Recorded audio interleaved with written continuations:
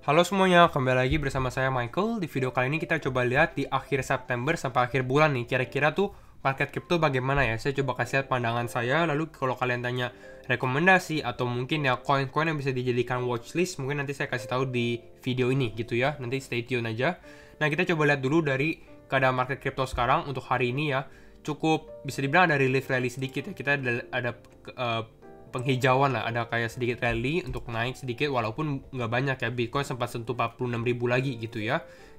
Ethereum juga sudah mulai bergerak, kita lihat di 3.400. Nanti kita coba analisa di dalam ini aja teknikalnya gitu ya. Tapi yang kita lihat ini Polkadot lagi bermain juga nih, dia juga lagi naik 9% ya. Polkadot ini mungkin bentar lagi bisa terbang juga, mungkin di kuartal 4. Nah, kita lihat dari sini, dari 24 jam terakhir ada EGLD, ada Avalanche yang naiknya cukup signifikan. Jadi beberapa altcoin malah performingnya sangat-sangat bagus nih. Ini tanda-tanda nih kita mau out season juga kemungkinan ya. Kalau saya perhatikan juga Tron dan BTT ini ya, kalau Tron bergerak, BTT juga bergerak. Karena memang ya BTT kan di dalam chainnya Tron juga gitu ya. Jadi banyak juga yang bergerak, apakah ada yang koreksi, ada Phantom, ada Quan, ini memang mereka sudah cukup rally-nya juga cukup besar ya, ada Harmony One, ada Arweave, dan lain-lain harus beristirahat juga, Solana juga. Nah, kita dari Crypto Fear and Greed Index, Crypto Fear and Greed Index-nya 32, jadi hampir sama seperti kemarin ya, rata-rata. Kita langsung aja masuk ke dalam teknikalnya. Tapi mungkin sebelum masuk ke teknikal, saya mau kasih tahu ke kalian deh, ini salah satu yang penting juga sih, yaitu adalah return di sini. Jadi kita lihat bukan secara short term ya, mungkin kalau kalian banyak yang tradingin scalping atau trading harian, mungkin lihatnya secara ini. Tapi kalau saya mau kasih tahu ke kalian ini secara long termnya itu bagaimana, kita perhatikan sendiri di tahun 2003 ini buat historical return untuk Bitcoin ya. Jadi kita lihat ini untuk harga Bitcoin sendiri ya. Kita lihat dari 2013 di mana di akhir bulan di kuartal 4, Oktober, November, Desember mereka ini naiknya cukup kencang juga untuk Bitcoin. Kita lihat naiknya 60% di bulan Oktober, naik 450% di bulan November. Lalu ada break sekitar 4 tahun ya. Di 2017 ya, dia naik lagi nih 47% di bulan Oktober, 53% November, 38% di bulan Desember. Nah, kita ada break 3 tahun lagi. Jadi makanya saya suka bilang siklus 4 tahun atau 4-year cycle. Itu kenapa? Karena berdasarkan cycle ini. Kita lihat di 2021, kalau berdasarkan sejarah, seharusnya kita di kuartal 4 bakal mengalami kenaikan. Karena Bitcoin yang naik, rata-rata altcoin juga naik kan. Kira-kira seperti itu. Sama seperti di bulan September. Rata-rata merah kan di bulan September. Nah, ini mungkin kita juga akan mengalami ada kemerahan sedikit, baru kita nanti cukup hijau di kuartal 4. Kira-kira seperti itu. Jadi secara long term sebenarnya mungkin ini September bisa dibilang last dip atau koreksi terakhir yang signifikan banget. Kita bisa ambil posisi sebelum nanti kita bisa menikmati panen kita di bulan kuartal 4, Oktober, November, dan Desember, atau mungkin awal tahun. Kira-kira seperti itu. Nah, kalau kita lihat dari 4 jam dulu ya, kita kalau dari 4 jam sebenarnya nih masih ada pattern yang belum terbentuk sih. Saya masih menunggu nih kira-kira dia mau membentuk pattern apa. Tapi kalau saya lihat dari sini, salah satu yang kita bisa kelihatan itu sebenarnya dari RSI-nya ya, dimana nih kelihatan jelas bahwa kita tuh seperti membentuk apa ya, bullish divergence. Kita bisa lihat dari sini, dari RSI-nya sendiri dia naik di sini ya. Kita dari sini RSI-nya, kita coba gambarin dulu ya. Nah, seperti ini kita lihat ya, RSI-nya atau indikatornya ini naik gitu ya. Lalu kalau kita lihat dari price action-nya sendiri, kita mengalami penurunan gitu. Tandanya apa? Kita lihat dari divergence sendiri.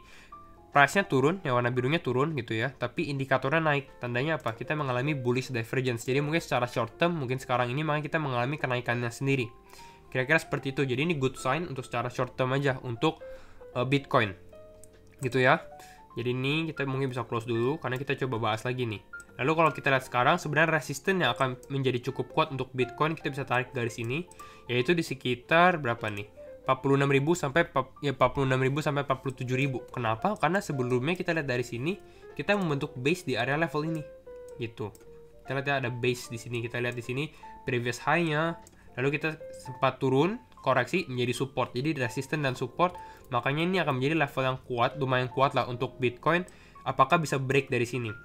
Kalau misalnya dia bisa break gitu ya, kalau misalnya Bitcoin bisa break, selanjutnya kemana? Selanjutnya Bitcoin itu akan kembali naik lagi, mencoba untuk naik ke sini, mungkin ke trendline sebelumnya. Kita dari sini ada trendline-nya. Kalau misalnya dia masih ada cukup tenaga, power ya gitu ya.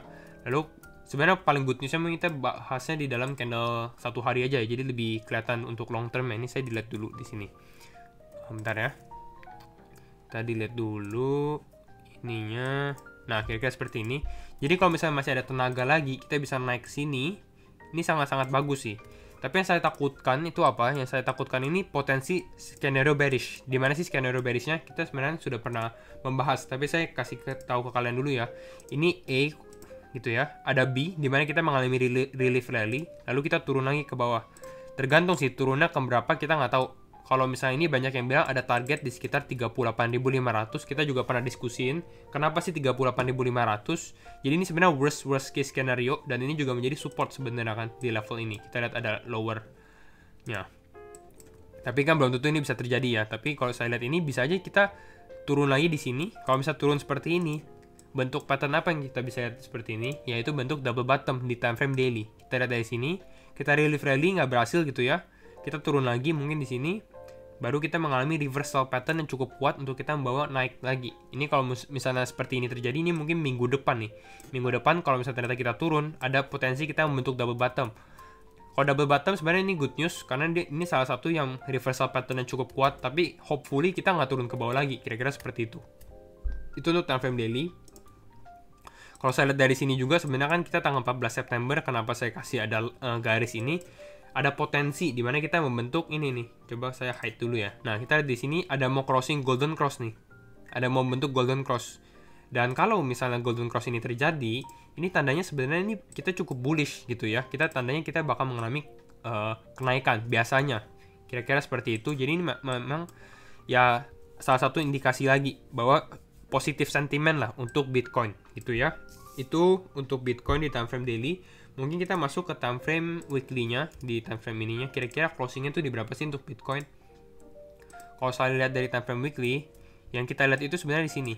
Kalau misalnya Bitcoin bisa closing di atas 46.800, kita lihat dari sini ya, yang saya sudah tandain di atas level 0,5, ini tuh masih menjadi cukup positif juga untuk Bitcoin. Kalau misalnya dia bisa hanya sekitar $800 lagi sih dari sekarang. Jadi cukup possible sih. Kita lihat closing candle weekly itu 10 jam lagi ya. Berarti nanti kita lihat nih kira-kira besok closing di mana. Kalau misalnya dia closing di bawah pun sebenarnya bukan bad skenario, tapi mungkin lebih rawan koreksi aja sih. Kalau misalnya kita di atas lebih aman, kira-kira seperti itu. Nah, ada satu lagi yang saya mau kasih tahu ke kalian. Apakah sekarang ini kemarin kita turun ke 42.000 itu adalah bottom kita?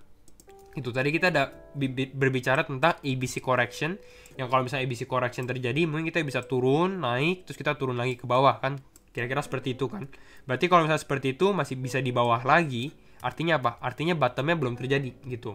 Tapi di sini saya coba kasih lihat ke kalian salah satu indikator yang bisa bilang bahwa ini adalah sudah bottom ya, sudah paling bawah, kira-kira seperti itu. Nah, indikator itu seperti apa? Kita lihat dari RSI-nya juga, tapi kita dari time frame weekly ya. Nih ya, saya coba jelaskan.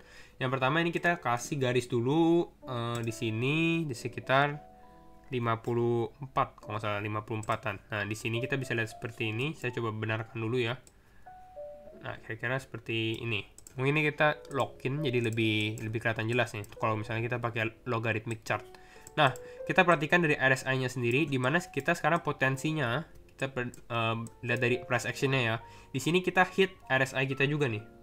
Ya, di sekitar 53-an RSI-nya di sini ya.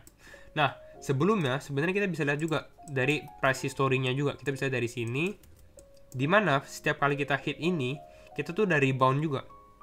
Bisa kalian perhatikan, mungkin kita agak zoom out, di mana setiap kali kita rebound di garis yang warna 53 ini, kita tuh ada rebound. Sebelumnya kita turun ke bawah, kenapa? Ini yang di level 2 ini kenapa kita turun? Karena ini bisa dibilang corona dump ya. Dimana di bulan Maret ini kan bukan hanya market crypto, tapi stock market juga hampir di seluruh dunia ini juga mengalami dump gitu. Lalu kita naik ke atas, kita sempat turun lagi, dan kita mantulnya di mana? Mantulnya di level yang tadi saya bilang, di garis ini gitu. Jadi benar-benar garisnya pas gitu ya. Nah, lalu kita naik lagi, terus kita mengalami koreksi sampai bawah lagi kan, kita turun. Di sini kita mengalami fase, bisa dibilang ada yang bilang koreksi, ada yang bisa dibilang ini kita distribusi ke bawah, lalu di sini kita fase akumulasi di sini. Jadi ya sebenarnya bisa aja ada potensi, ada teori di mana ini adalah bisa dibilang bottom kita. Tapi tetap aja saya sudah kasih tahu ke kalian ada target di mana kita kalau misalnya turun lagi di sekitar 38.500 itu sebenarnya masih cukup possible, masih cukup mungkin. Walaupun dengan adanya indikasi ini saya mungkin lebih condong bisa dibilang ke bullish, kita mungkin bisa naik lagi. Tapi tetap harus sedia cash dulu, jangan langsung all in dulu, karena belum 100% kita bakal naik lagi. Ada possible skenario di mana kita bakal turun juga, kira-kira seperti itu ya. Nah, kita akan membahas tentang Bitcoin dominance juga. Ini kalian harus ngerti juga nih Bitcoin dominance. Bitcoin dominance itu apa sih? Bitcoin dominance itu berbicara tentang dominasi Bitcoin. Saya coba closing dulu ya ininya ya. Nah, kita dari sini. Bitcoin dominance itu berbicara tentang kira-kira dominasi Bitcoin terhadap market crypto gitu. Kita lihat dari sini, awalnya dulu kita lihat di sini Bitcoin mendominasi 70%. Jadi 71% di market crypto. Kira-kira seperti ya bisa dibilang kayak gitu sih artinya ya. Nah, kita lihat sebelumnya ini ada kayak polarizing wedge ya. Ini saya ambil dari tahun 2017-2018 dimana kita membentuk polarizing wedge. Lalu kita turun ke bawah nih. Nah, sebenarnya kalau target dari rising wedge di sini, target kita itu di sekitar 33%. Gitu. Tapi kalau kita zoom in lebih dalam lagi, di sini kita bisa lihat nih ada rising wedge yang lebih kecil lagi. Nah, dari rising wedge yang kecil ini kita bisa lihat bahwa sebenarnya target kita untuk yang rising wedge kecil udah ketemu nih di sekitar 80%-an. Ini kita sudah hit target kita. Jadi potensi seperti ini tuh apa? Potensinya mungkin Bitcoin akan mengalami penguatan, mungkin aja. Kenapa? Karena targetnya sudah ketemu nih di sini. Gitu ya. Jadi mungkin kita akan mengalami fase bisa dibilang konsolidasi dulu sebelum kita turun lagi ke bawah, karena target kita masih di sekitar 33 di sini, masih di bawah lagi untuk kita mengalami out season. Jadi semakin kalau misalnya Bitcoin dominasi semakin turun, tandanya itu semakin semakin bagus. Kenapa? Berarti altcoinnya performingnya lebih bagus. Koin-koin lain selain Bitcoin ya lebih bagus lagi. Kira-kira seperti itu. Nah, itu aja sih. Lalu kita mungkin bahasin tentang altcoin juga. Koin-koin apa sih yang ada potensi juga?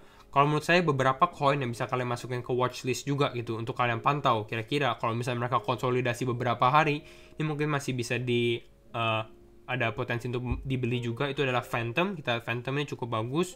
Solana, mereka lagi trending ya. Lalu kita coba lihat dari sini. EGLD ini juga lumayan. Saya lihat EGLD, Avalanche, Polkadot, Kusama nih. Kalau menurut saya Polkadot dan Kusama ini mungkin di bulan Oktober nih. Kalau kalian akumulasi sekarang mungkin masih cukup oke. Kalian bisa lihat kira-kira di harga berapa nih. Kalau koreksi beli ini juga cukup lumayan bagus ya. Lalu kita lihat lagi mungkin Luna ya. Terra Luna juga lumayan bagus juga nih. Dia sudah lagi break all time high. Terra Luna ini lagi mungkin ada potensi sentimen positif di akhir bulan atau sampai bulan Oktober, kira-kira seperti itu. Itu aja sih untuk kalian yang misalnya mau cari koin-koin yang di watchlistin untuk kalian pantau lah. Itu aja video dari hari ini. Semoga kalian belajar sesuatu. Jangan lupa like, comment, dan subscribe. And see you in the next video. Bye-bye.